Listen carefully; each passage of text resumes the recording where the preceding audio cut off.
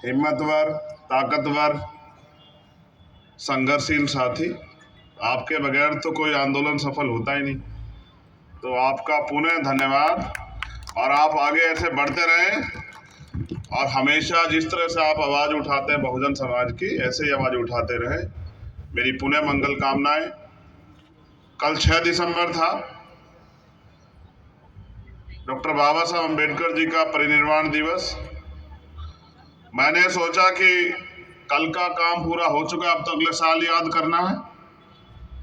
तो दिल्ली में अभी क्या हो रहा है, अब तक तो ठंड का भी माहौल हो चुका, हमारे लोगों को चले जाना चाहिए था। जो जिम्मेदारी थी आपकी एक दिन की, वो तो पूरी कर दी है। 2-2 दिन सम्मेलन क्यों कर रहे हो, क्यों वक्ता बुला रहे हो, क्यों बातें कर रहे हो? अब तो 364-65 दिन बाद जागना है। जब पुणे सम्मेलन, पुणे बाबा साहब का परिनिर्वाण दिवस आएगा तभी आना, क्योंकि हमारे लोगों को लगता है कि एक दिन के सम्मेलन से, एक दिन के आंदोलन से, एक दिन के महापुरुषों के परिनिर्वाण को मनाने से उनकी जिम्मेदारियां पूरी हो जाती, और हम दूसरे लोगों पे, दूसरे संगठनों पे, दूसरी पार्टियों पे चिल्लाते रहते हैं। मैं समझता हूं न्याय अधिकार महासम्मेलन करवाने वाले साथी धन्यवाद के पात्र हैं। इसलिए धन्यवाद के पात्र हैं क्योंकि उन्होंने एक प्रोग्राम बना के हम लोगों को एक अवसर दिया कि हम एक मंच पे आके अपनी बात को रख सकें। जंग में कागजी अपराध से क्या होता है, जंग में कागजी अपराध से क्या होता है, हिम्मतें लड़ती है, तादाद से क्या होता है। क्या फर्क पड़ता है कि हम यहाँ किस संख्या में हैं, लेकिन जितने भी हैं इतने लोग तो तैयार हैं इस आंदोलन को चलाने के लिए।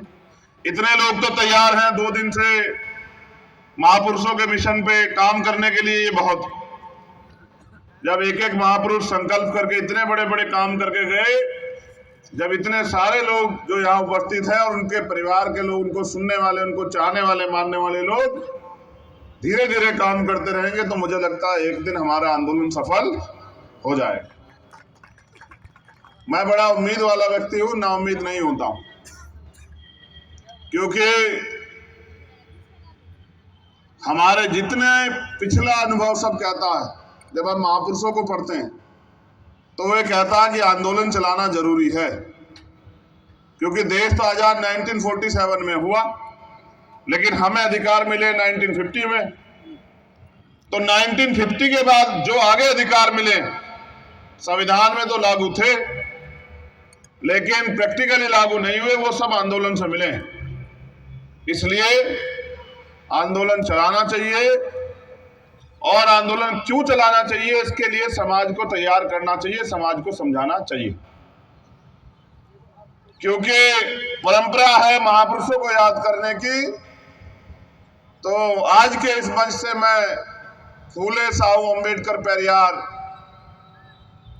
मान्यवर काशीराम, मामना रामसु वर्मा, बाबू जगदेव प्रसाद, जननायक कपूरी ठाकुर, माँ सावित्रीबाई फूले, माँ रमाबाई, सबको नमन करता हूं, क्योंकि जैसे जैसे मौसम और ठंडा होगा, ठंड बढ़ती जाएगी, और जब ठंड बढ़ेगी तो हमारे लोगों को सबसे पहले, क्योंकि अभाव में रह गए लोग, सताए गए लोग, लोकतंत्र में आस्था रखने वाले लोग, उम्मीद वाले लोग, उनके ऊपर परिवार की जिम्मेदारी को, घर के बारे में भी सोचेंगे। तो मुझे लगता है 1-1.5 घंटे, 2 घंटे के भाषण से कुछ नहीं होने वाला। चंद मिनटों में जो मुद्दे हैं, मैं पूरी जिम्मेदारी से इन सभी मुद्दों का समर्थन करता हूं। इन सभी मुद्दों पे हमारा समर्थन है, और जब भी इस मुद्दों को लेकर कोई भी कार्यक्रम होगा, हम अग्रणी श्रेणी में रहेंगे, चाहे आंदोलन हो या कार्यक्रम हो। जब भी हमें याद किया जाएगा, हम सबसे आगे रहेंगे। पिछले 2 दिनों में मुझे बताने में कोई हर्ज नहीं है, क्योंकि 6 दिसंबर को पूरे भारत में अपने अपने घरों पे तमाम संगठन, पार्टी चलाने वाले लोग अपने अपने मुख्यालयों पे कार्यक्रम करते हैं, इसलिए 6 तारीख में ज्यादा लोग नहीं जुटे। और 7 तारीख में आज दिल्ली में हमारे जो लोग हैं, क्योंकि उन्होंने नगर पालिका का नगर निगम का चुनाव लड़ा है। वो सब लोग गिनती में बिजी हैं। वो सब लोग आज अपने संघर्ष की जो है समाज ने जो उनको दिया है उसके ऊपर निर्भर हैं। इस वजह से ज्यादा योगदान हम लोग इस प्रोग्राम में नहीं कर पाए। लेकिन मैं आयोजक साथियों से भी कहूंगा, पुनः जब वो कोई कार्यक्रम करे, हौसला ना त्यागे, एक बार चर्चा विचार करके करें।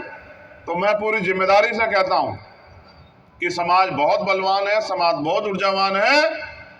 एक नहीं हजारों ऐसे उदाहरण, चाहे 2 अप्रैल का हो, चाहे यहीं का जब दिल्ली में रविदास गुरुकुल टूटा, तमाम उदाहरण है कि हमने बहुजन समाज के लोगों ने अपने झंडे और झंडे का सम्मान रखा, अपने आयोजकों का भी सम्मान रखा। पुनः सभी वक्तागणों के जो संदेश और संदेश दोनों पे अपनी बात को आगे बढ़ाते हुए मैं समझता हूं वाकई में हालात नाजुक हैं और इन हालात नाजुक में हमें एकता के अलावा कोई चारा दिखाई नहीं देता। अल्पजन बन के एक जाति के साथ खड़े रह के शायद हम कामयाब ना हो पाए, लेकिन अगर हम महापुरुषों के संदेश को समझे और पुनः बहुजन समाज के लोग एकजुट हो जाए तो शायद भारत में हमारे जो आज वजूद की लड़ाई लड़ी जा रही है, आने वाली पीढ़ियों पे क्या बचेगा इसकी लड़ाई लड़ी जा रही है, तो शायद हमारी लड़ाई कामयाब हो जाए। मैं तो आंदोलन चलाने वाले सभी साथियों में उम्र में सबसे छोटा हूं, लेकिन मेरा प्रयास रहता है कि मैं कभी भी अपने कार्य से निराश ना करूं। मैंने तो सीखा ये है और यही सिखाया है कि जब भी जहां भी जरूरत पड़े तन मन धन से तैयार रहना, अपने लोगों को निराश मत करना। और मैं अभी भी इस प्रयास में लगा हुआ हूं कि राष्ट्रीय स्तर पे बहुजन समाज के लोगों में एकता बने और मुझे लगता है कि ये प्रयास भी आने वाले समय में सफल होंगे। लेकिन निराशा इस बात की है कि भारत में महापुरुष भी बताए, संविधान भी कहता है कि लोकतंत्र है, लोकतंत्र में जिनका वोट होता है उनका राज होता है, लेकिन भारत के लोकतंत्र में जिनकी संख्या ज्यादा है उन पर अन्याय अत्याचार भी ज्यादा है और वो अधिकारों से भी सबसे ज्यादा वंचित है। इस मंच पे ये नाम नहीं बैठे, विचार बैठे हैं, व्यक्ति नहीं बैठे, संदेश बैठे हैं। मैं इस मंच का पुनः सम्मान करता हूं क्योंकि हम उम्मीद को रखने वाले लोग हैं, हमारे कंधों पे बड़ी जिम्मेदारी है। तो मैं आपसे अनुरोध करता हूं कि अपनी एकता को बना के रखिए। हम सब लोग, जैसा हमारे जिम्मेदार साथी ने कहा कि पूरा आंदोलन बैकवर्ड और फॉरवर्डों के बीच है और आंदोलन अधिकारों का है, ना धर्म का है ना जात का है, हिस्सेदारी का है। मैं इस बात को और ताकतवर तरीके से संबद्ध करता हूं कि आज के दलित और आदिवासी भी इस देश में पहले से अगर ज्योतिबा फूले को पढ़े, आधुनिक भारत में जो महापुरुष हुए या डॉक्टर बाबा साहब अम्बेडकर को पढ़े, तो उनके आंदोलन हमें शिक्षा देते हैं कि हम अतिशूद्र और शूद्र थे, हम अछूत और अतिशूद्र थे, यानी कि हम सारे ही बैकवर्ड क्लास के लोग हैं, चाहे दलित हो, आदिवासी हो, पिछड़े वर्ग के लोग हो या माइनॉरिटी के लोग हो। तो मैं इस बात को और ताकतवर बल देता हूं कि ये पूरा आंदोलन अगड़े और पिछड़ों का आंदोलन है और जब पिछड़े वर्ग के लोग अधिकारों के लिए लड़ने का काम करेंगे तो डंडे और झंडे के साथ हम इस आंदोलन को सींचने का काम करेंगे, क्योंकि आने वाले नस्लों को जवाब देना है। लड़ाई आपकी मेरी नहीं है, हम तो जागरूक सजग लोग हैं। आने वाली पीढ़ियों के हिस्से में क्या बचेगा? महापुरुषों ने संघर्ष से पेड़ लगाए और उसके फल हम लोग खा रहे हैं। आज अगर प्राइमरी स्कूल के हेडमास्टर का बेटा यहाँ खड़ा होकर बोलता है तो ये महापुरुषों के संघर्ष, बलिदान, त्याग के जो कारण जो हमें फल मिले हैं, जो अधिकार मिले हैं संविधान में, ये उनकी देन है। अगर वास्तविकता में ये अधिकार चले गए तो शायद कभी किसी हेडमास्टर छोड़िए IAS IPS का बेटा भी यहाँ खड़ा होकर नहीं बोल पाएगा। मैंने बड़ी मजबूती से महसूस किया और मुझे हमेशा साथियों ने प्रेरित किया कि पढ़िए, क्योंकि मेरी उम्र कम है तो मैं ये तो नहीं कह सकता मैं 30 साल से आंदोलन चला रहा हूं या 40 साल से आंदोलन चला रहा हूं या 20 साल से आंदोलन चला रहा हूं। मैंने तो जो कुछ भी सीखा इस मंच पे बैठे हुए लोगों से या महापुरुष जो लिख के गए उससे सीखा। मुझे आज भी याद है जब मैं पढ़ता हूं बाबा साहब अम्बेडकर के 1956 के स्टेटमेंट को, जो किताबों में लिखा हुआ है आगरा का, कि मैं तमाम तरह के अपमान, अन्याय, आरोप सह के इस कारवां को यहां तक लेके आ पाया हूं। अगर आप इसको आगे नहीं बढ़ा सकते तो इसको पीछे मत जाने देना मेरे बच्चों, यही मेरा आपको संदेश है। आज तो कारवां लुट चुका है, भक्ति छोड़िए साहब, हालात देखिए क्या हो गए हैं। वो जो नेता घर से बाहर नहीं निकलते उनको आपकी और मेरी परवाह नहीं। आज मजबूर है हम लोग कि न्याय जन्मसिद्ध अधिकार है, फिर भी हम रोज लाशें उठा रहे हैं। राजस्थान हो या मध्य प्रदेश या दिल्ली, मैं तो दिल्ली के लोगों को बधाई दूंगा मेरे सम्मानित मंच कि आज दिल्ली का रिजल्ट आया है। एक से एक वक्तागण यहाँ बड़े बड़े ओजस्वी भाषण देते हैं, दिल्ली में लोग खुशी मना रहे हैं और ये लोग यहाँ जो है बताइए सम्मेलन कर रहे हैं। जिनका देखिए जिनकी वोट नहीं उनका राज स्थापित हो गया है एमसीडी में भी। इनका देखिए, इनका हौसला और इनका रास्ता देखिए कि वो लोग दिल्ली में जश्न मना रहे हैं, रंग लगा रहे हैं, जिनका इतना सा वोट है और जिनका इतना बहुसंख्यक वोट है, ये यहाँ तमाशबीन बने बैठे हैं बताइए, और कह रहे हैं वोट हमारा राज तुम्हारा। सारे नेता यही कहते हैं, बताइए कोई कमी छोड़ता ही नहीं है। मगर ये बताओ दिल्ली में आपके हिस्से में क्या है एमसीडी में, जरा दिल्ली के लोगों हाथ उठा के बताना मुझे। बड़े हमारे बहुजन मीडिया के लोगों से भी धन्यवाद कहता हूँ, झूठ मत दिखाया करो यार, क्या झूठ दिखाते रहते हो कि हम तो यहाँ किला ढा देंगे। हालात देखो आज क्या है, एक सीट नहीं जीत पाए, एक सिंगल सीट। पिछलग्गू बन के अपने हिस्से की बात भी नहीं कह सकते हो मेरे साथियों। एक साहब ने कहने का प्रयास किया था तथागत बुद्ध के बारे में, बाबा साहब की प्रतिज्ञा के बारे में, देखो क्या हुआ। ये हालात है, सच यही है। उनके तलवे चाट के, उनकी पूंछ बन के हम ओरिजिनल बात भी नहीं कह सकते, अपने हक की बात तो छोड़िए जो महापुरुष कह के चले गए। इसलिए कह रहा हूं दिल्ली के लोग बधाई के पात्र हैं। इतनी बड़ी आबादी और फिर भी बैठना जूतों में ही है, तो मैं क्या कर सकता हूं भाई बताओ, जब आप लोग सुधरना नहीं चाहते हो।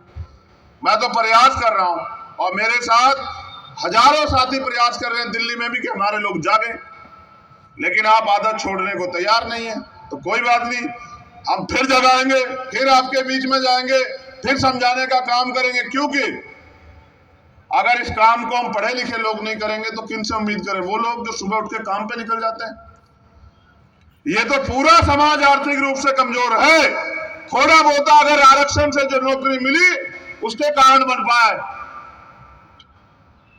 इसलिए जो पढ़े लिखे सजग लोग हैं उनकी जिम्मेदारी बनती है कि अपनी जिम्मेदारी को समझें। जैसे बहुजन मीडिया ने अपनी जिम्मेदारी को समझा, बहुजन नेता भी अपनी जिम्मेदारी समझे, अपनी रोजी रोटी, अपनी तैयार की गई संपत्ति, अपने परिवार की चिंता छोड़ के समाज की चिंता करें।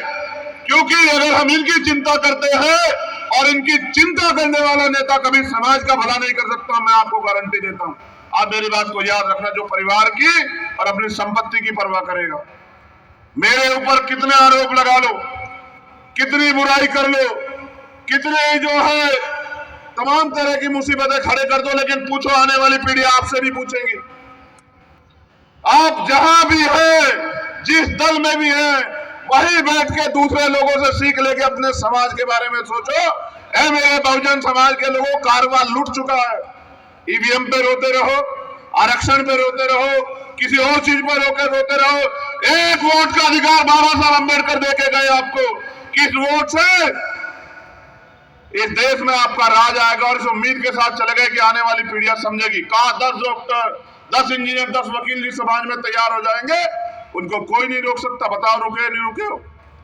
आज लाखों डॉक्टर, लाखों इंजीनियर, लाखों वकील हैं, मगर बताओ न्याय मिल रहा है नहीं मिल रहा है? मेरे काबिल साथी यहाँ बैठे हैं, कह रहे थे ईडब्ल्यूएस पे फैसला आएगा हमारे पक्ष में, और एक दो काबिल और बैठे वो हंस भी रहे थे, कहे कि ये गुमराह कर रहे हैं, कोई फैसला नहीं आएगा। वाकई में नहीं आया। क्लोजम सिस्टम भी इसमें है, लेकिन उनको चैलेंज कहां से करोगे?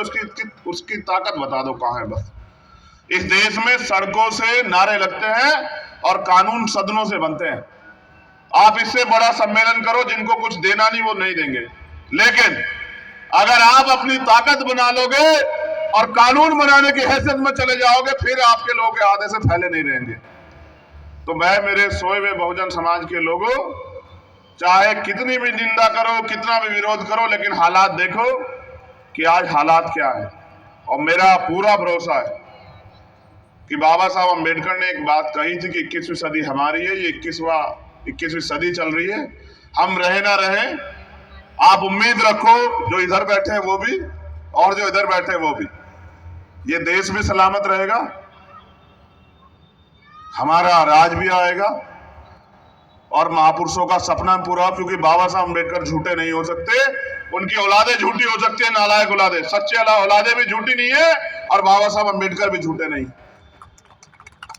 अगर ज्यादा लोग नहीं कर रहे हैं, कुछ तो कर रहे हैं, और जो दांव पे लगा के कर रहे हैं उनका बहुत बहुत धन्यवाद। पुनः आयोजकों का धन्यवाद, इस उम्मीद के साथ कि सजग रहिए, जिम्मेदार बनिए, अपनी जिम्मेदारी को समझिए। जो महापुरुषों के आंदोलन से आपको मिला है, उसके बाद आपकी जिम्मेदारी बनती है कि समाज की जिम्मेदारी भी आपकी है। पुनः फिर मुलाकात होगी। जय भीम, जय भारत, जय मंडल, जय संविधान, जय जोहार, नीला सलाम। धन्यवाद। धन्यवाद सर।